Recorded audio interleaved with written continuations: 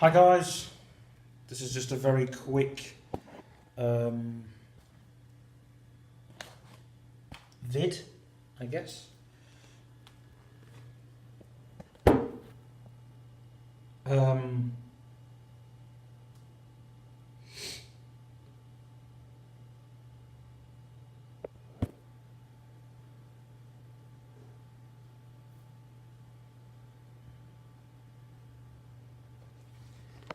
Move the back a bit more to the side so you can see me a bit more. You probably can't because of the bag a little bit in the way, but hello and welcome to Coffee with Steve, a brand new feature to the channel, to the vlogs, to whatever we're doing on this channel. And yesterday, if you didn't watch my video, go ahead and watch it.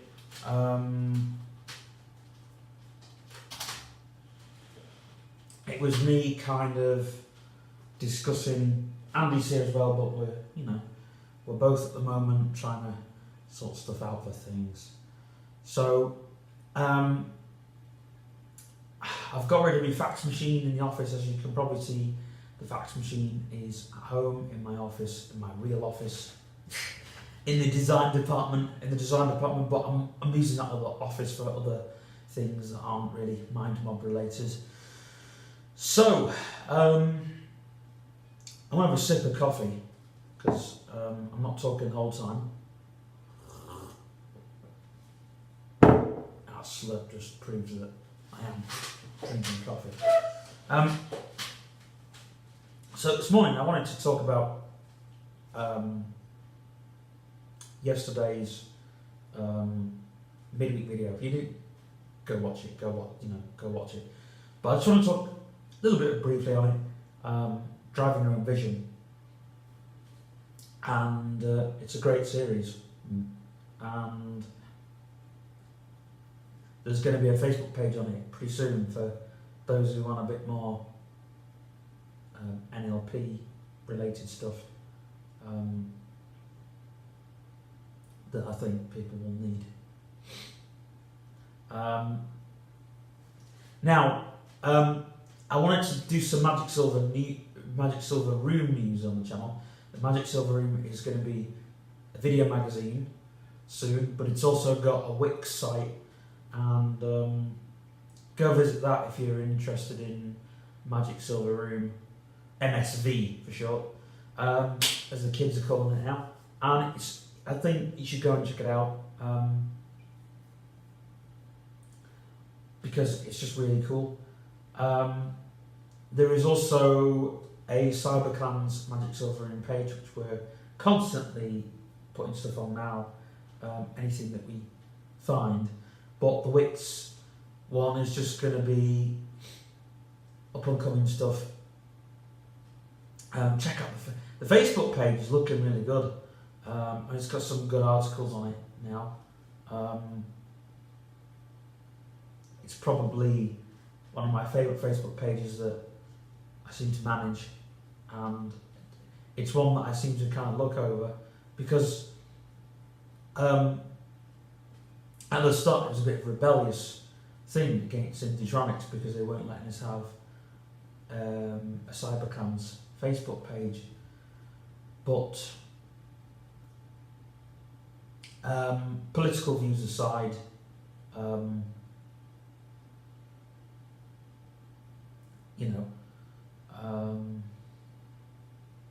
everything is really, really cool. I'm doing less autism vlogs, but this week, once I've done my weekend vlog, belated on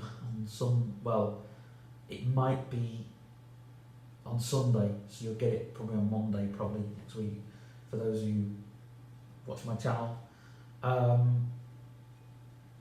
Because I seem to upload things really late. Like today's video might be uploaded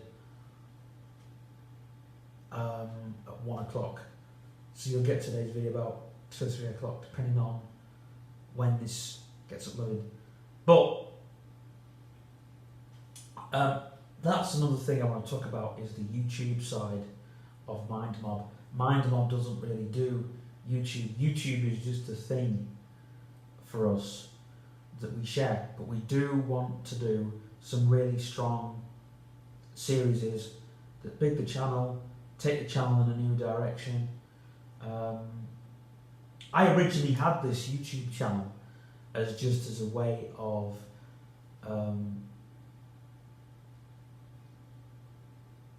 getting me out there on the internet, before Facebook, and I thought video was quite strong and powerful, and it was either me sharing records or me,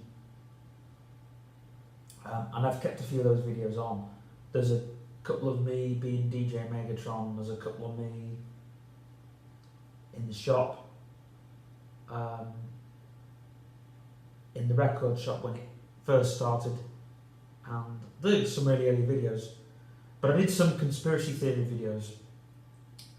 I stopped doing them, but if you really want, I could do a series on conspiracy theory videos. I'm going to do a few on the Neville Street stuff because it's following on my steampunk book that I'm writing. Again, it's not really MindMob related, but it was something that I was doing anyway on the channel. Creepypastas I sort of stopped doing because everybody does like creepypastas and stuff like that. So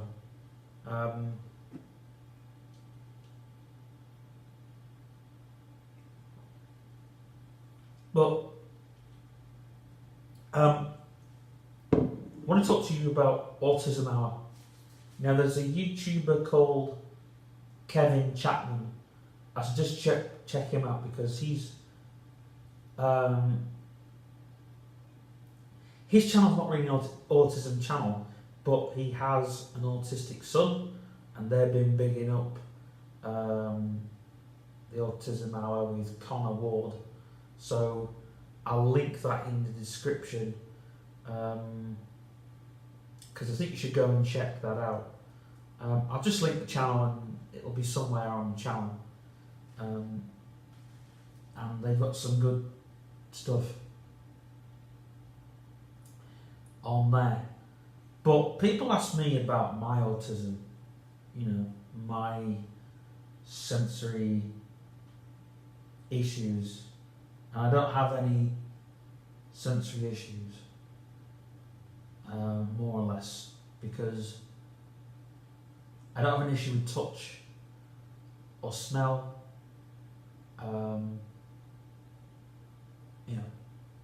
Smells don't. There are certain smells that can be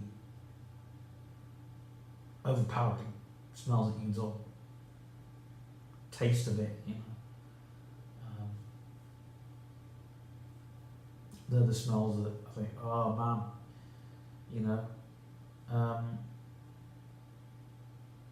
it's usually that, but it doesn't really bother me so much.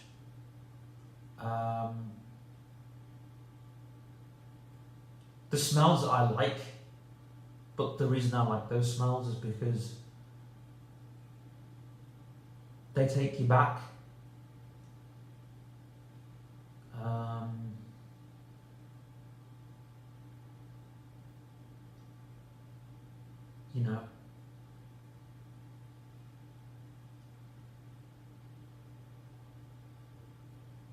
Take you back to a certain time or memory.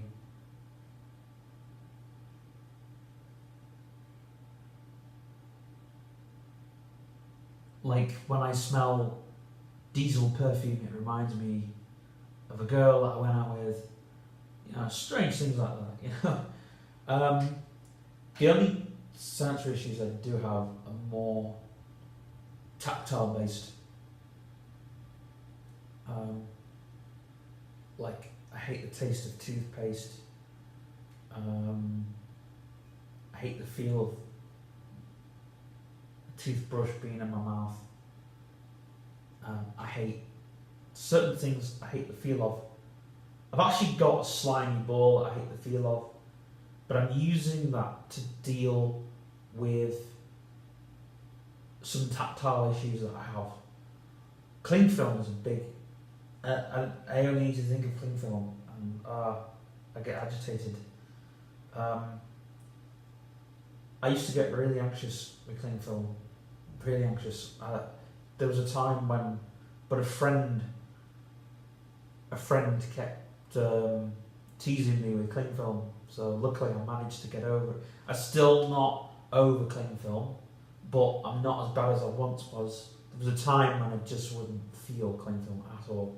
I'm still, as you can tell, I'm squeezing my hands when I think of cling film, but cling film, and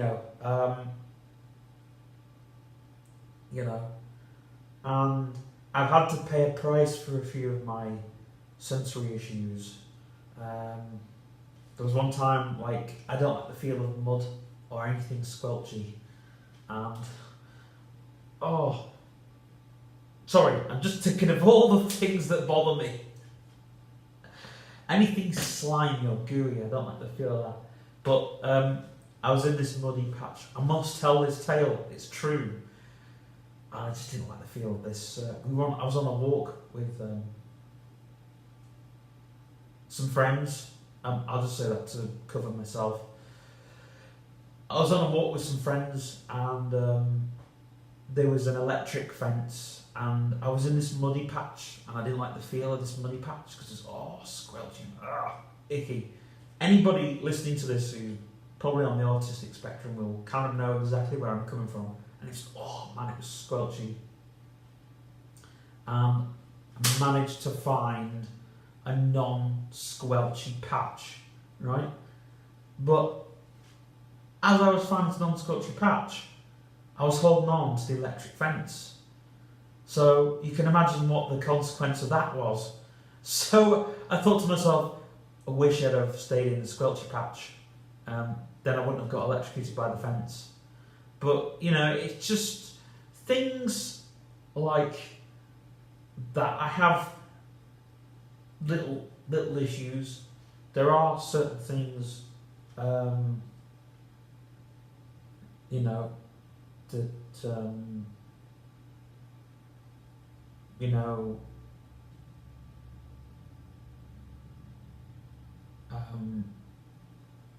but there's not a lot that bothers me really as a change can be a bother. I don't handle change very well, to be frankly honest. Change of routine or,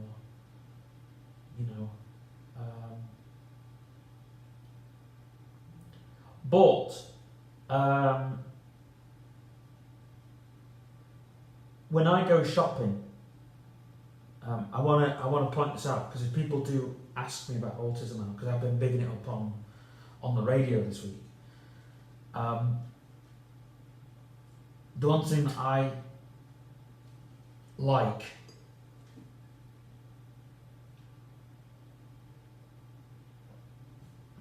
is I do like a constant routine. When I go to the supermarket, I have my little routine when I go, and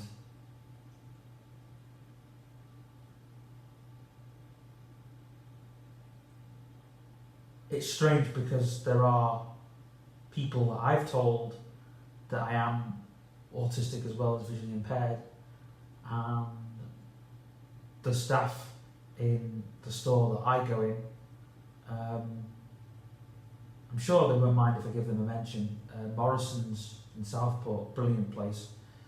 I think Morrison's supermarket, I just want to give them a big thumbs up because there's been a few hiccups in the store, but not with staff, just with certain items, but they seem to understand, and it's just a good routine. But I don't have a